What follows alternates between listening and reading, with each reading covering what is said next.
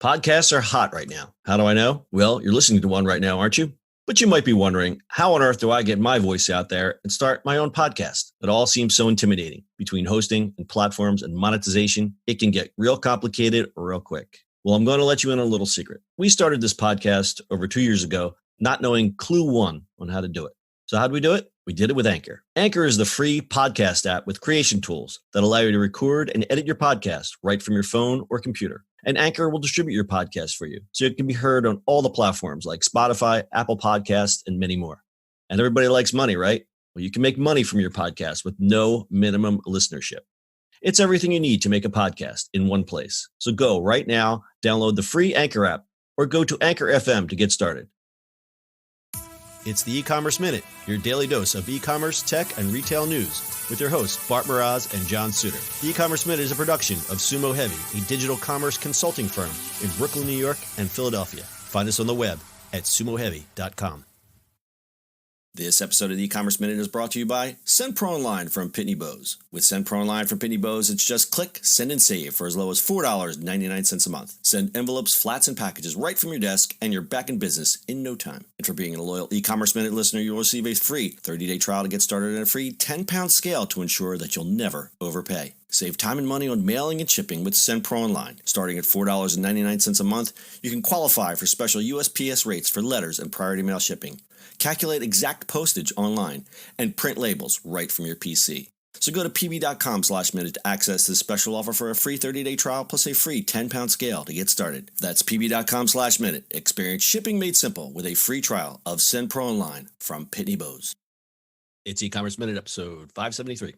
In today's episode, Square opens payment options to CBD sellers. From food to drinks to beauty products and supplements, there's a certain plant we can't get enough of, and that plant is cannabis.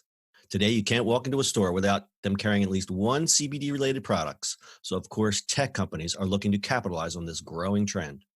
Square Incorporated has announced that it's opening its payment processing capabilities to sellers of CBD products. This comes after originally only offering the service as part of a beta program. Square's venture into the CBD market began just a few months ago when it started an invite-only program with over 1,000 partners to see what merchants needed. The program helped to figure out how to work with its own internal teams to become CBD friendly. Now Square is opening up the beta program and letting qualified merchants apply. The processing company's rates are significantly higher than they are for conventional products, but more reasonable than other processors offering what is classified as a high-risk payment processing service.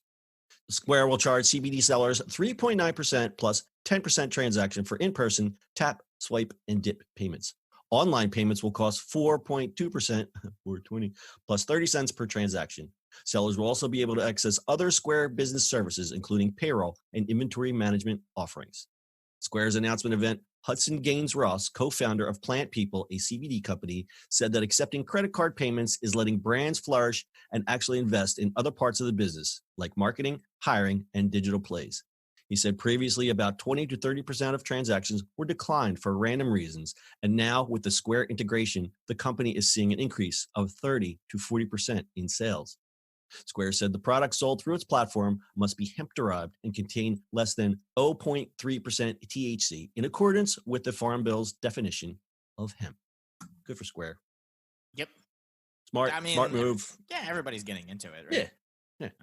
There's a lot of fear. I mean, you talk about money and people's livelihood, and it's like, oh, guess what? All your transactions didn't go through because of reasons. Now, at least they can safely run their businesses and not have to worry and look over their shoulder thinking that this is all going to get shut down next week. Yeah, I mean, it's there. I mean, obviously, it's still tricky for anybody in that space. CBD is a little easier, obviously, but it's definitely tricky on the more potent stuff. Because it's obviously federally not legal yet, but it's state by state. So regular banks actually can't do it. They can't actually take money, which is they can't. Really it's because it's considered taking drug money, right?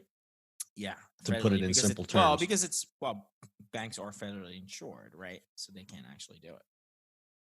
So Crazy. There's a whole bunch of banks that are popping up, or private type things that will do it.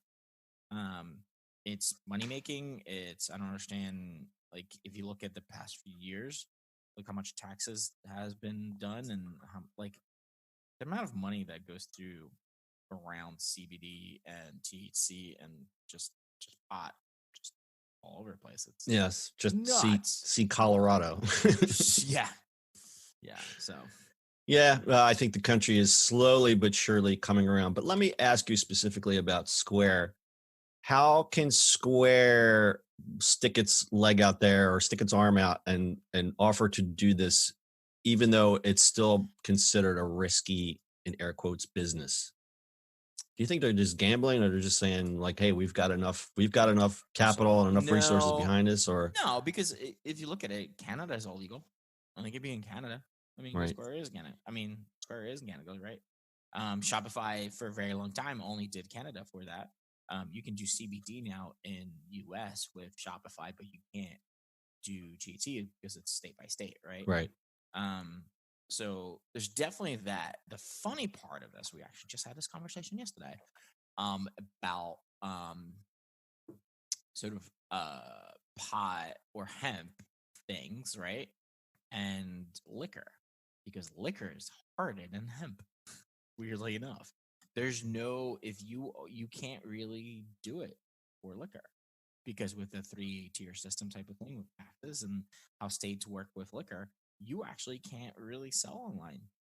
It's really hard. Yeah, I mean, you see a lot of people selling wine, but again, like, Wine is different. Wine you actually have. I just looked this up. Wine you can get a license for certain states. Most of the countries actually you just gotta get a license about $200 per state, and it's very specific. You can only send certain amount. Like PA, you can get a $200 license as a winemaker, to send to people, and you can only send 36 bottles a year. I believe. where does that number come from? I don't know. It's literally the actual stat because I was just looking at this yesterday. Okay, so Um, to be specific, then it's the spirits market that is actually having a harder time than CBD/THC vendors. yeah, which is crazy, right? Because liquor's been legal for longer. Yeah, it is crazy. So, it's definitely different. It's definitely changing. Hopefully for the better. Obviously, THC or any pot sales. You look at Colorado, look at Vegas, look at any of those places. They're making all the tax money on it. But I think it's taxed at like 40% is going to the state. It's bonkers. But I mean, the amount of people buy and you can, it's just crazy, and it's fine, right? Um, so Yeah, I mean, there was even a stat that says if you're looking to buy, because I've been looking at houses as the last year, learning a lot about real estate, and they basically say if your house is near a dispensary, the value of your house goes up huh, instead of the other way around. Like people think, oh, that's crime, whatever. that's No, really the weird. value of your house goes up. Huh? Go Interesting. figure. I Go didn't just make figure. that up. That is a true fact stat right there. Go figure. Go figure. All right, I'm going to tell you about today's sponsor. Shipping and mailing from your desk has never been simpler than from SendPro Online from Pitney Bowes. We've been telling you this. You guys got to get on there and do it. With SendPro Online from Pitney Bowes, it's just click, send, and save for as low as $4.99 a month. You can send envelopes, flats, and packages right from your desk, and you're back in business in no time. And for being a loyal e-commerce minute listener, you'll receive a 30-day free trial to get started and a free 10-pound scale to ensure that you never, ever overpay. You can save time and money, the two most important things in life, on mailing and shipping with SendPro Online. Starting at $4.99 a month, you can also qualify for special USPS rates for letters and priority mail shipping. You can calculate the exact postage right online and print those labels and stamps right from your PC. So go now, go to pb.com/minute to access this special offer for a free 30-day trial, plus get a free 10-pound scale to get started. That's pb.com/minute. Experience shipping made simple with a free trial of SendPro Online from Pitney Bowes. Yeah. Yes. So on the other side of it, New York City health officials said this month they will begin issuing violations and fines to businesses that sell CBD-infused foods or beverages. What? Why? Well, so I mean, let's talk about CBD, right? It's still not like. Do you know where it comes from? Do you know it's good? It's not bad. It's bad. It's not bad. Like that's still like a mystery, basically. That's right? the next frontier that needs to be conquered. Right. We've had numerous conversations about this. Just because you pay more money for your CBD, and a little bottle of CBD oil is going to, a good bottle of CBD oil is going to cost you almost $100. I'd be wary if someone says, "Hey, I got a $25 bottle of CBD oil," because that just might be motor oil in there. And we've seen that. It's tricky, right? It's a tricky sort of business, right? And we've seen all over the place. And we see cheap bottles that are good and not cheap bottles, and it affects everybody differently, and how much you put in and stuff like that. Like, I think it's the same thing. Like, when you do brownies, right? People overdo it. Yeah. These edibles ain't nothing. And then an hour later, you're laying under the kitchen table. I've seen few friends be in fun states afterwards. Ooh. Yes. Anyway, eat the brownie slowly, folks. All right, we'll do a quick stat time. The Brightfield Group, a market research firm, projects that CBD annual sales in the U.S., now at $600 million, will grow by a factor of 40 to $23 billion with a B by 2023. And of those who use CBD oil, 40% take it daily, according to Paul Norman, CEO of Heavenly RX, a major producer of CBD products. That's from Newsweek.